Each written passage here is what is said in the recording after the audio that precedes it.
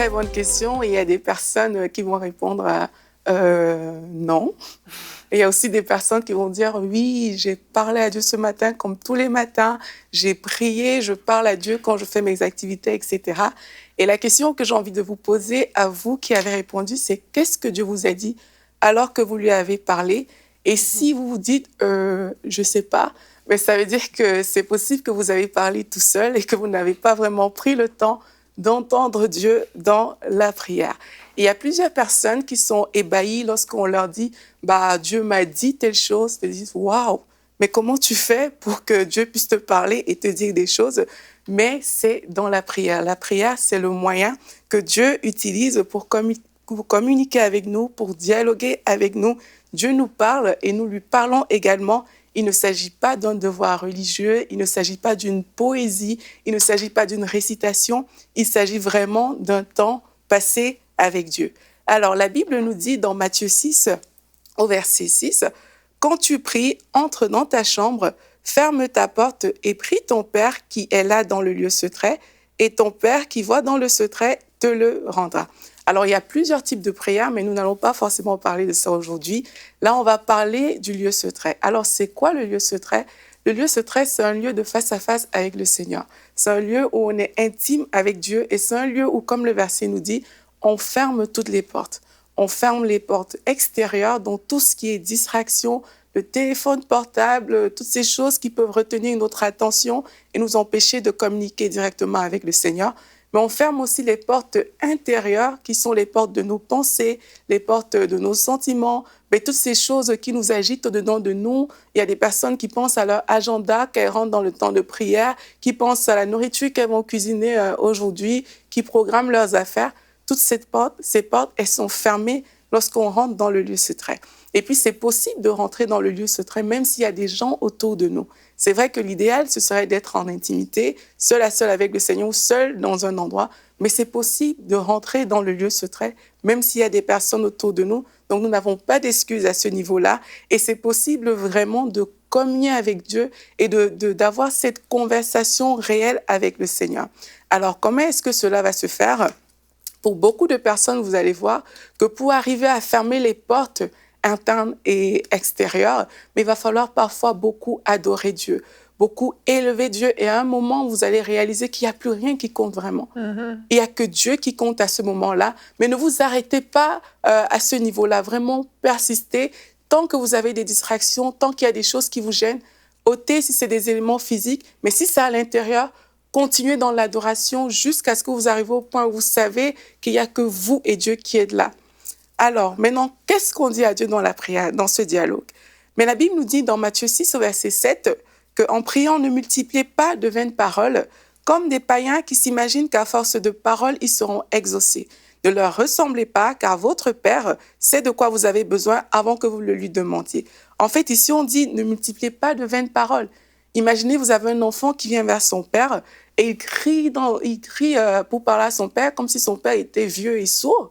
Et imaginez, le père veut répondre à l'enfant, mais l'enfant ne lui laisse même pas le temps de répondre. Il parle. Et imaginez encore quelqu'un qui viendrait vous parler et tu demandes à la personne juste une minute après, mais de quoi as-tu parlé avec cette personne?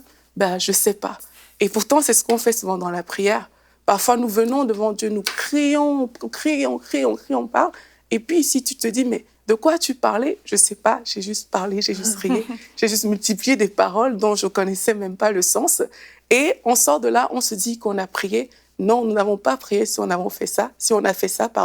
On a eu des paroles qui sont sorties de nos bouches, mais ce n'est pas la prière. La prière, c'est vraiment une conversation avec Dieu. Il ne s'agit pas de venir dire des choses qu'on ne comprend pas. C'est vraiment une attitude de cœur. En fait, si dans ton cœur, tu n'es pas vrai, en fait, ça ne sert à rien de dire que tu as prié. C'est quelque chose qui vient du cœur. Ça peut être des phrases toutes simples. Ça peut être des choses qui ne sont même pas bien dites en français ou dans la langue que vous parlez. Ce n'est pas grave.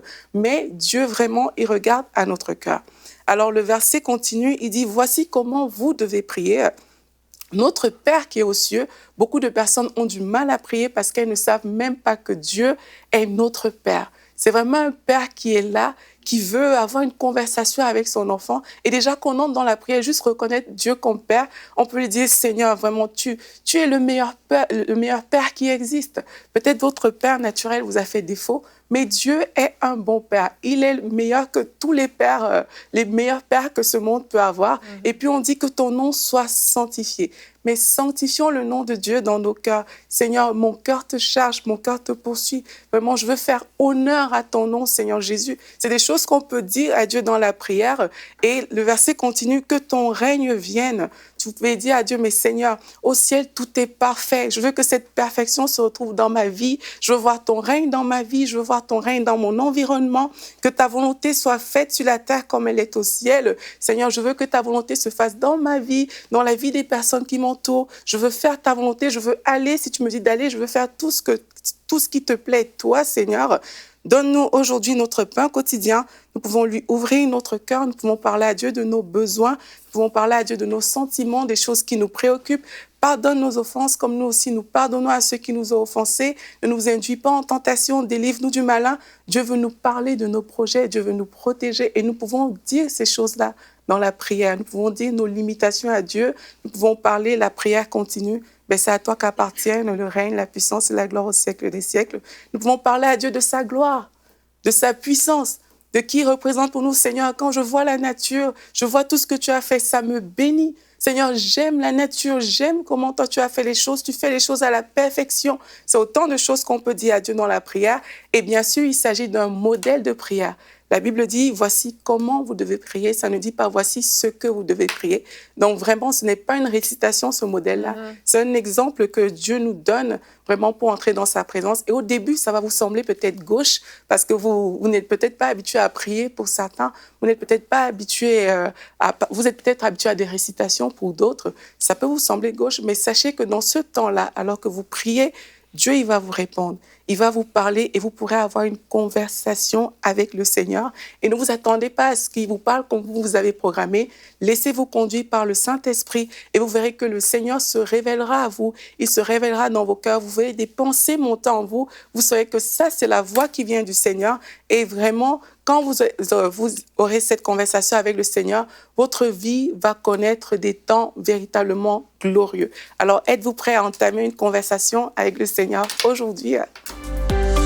Retrouvez la suite de ce programme dans l'émission Bonjour chez vous sur ENCI TV.